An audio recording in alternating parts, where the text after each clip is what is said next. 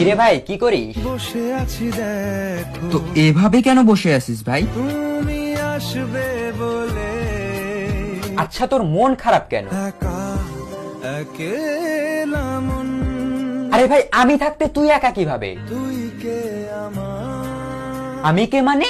আমাকে তুই ভুলে গেলি? না রে না ভাই তুই কি তোর লাইফে ভালোভাবে বাঁচতে চাস না? বেঁচে থেকে লাভ কি বল বেঁচে থেকে লাভ কি মানে?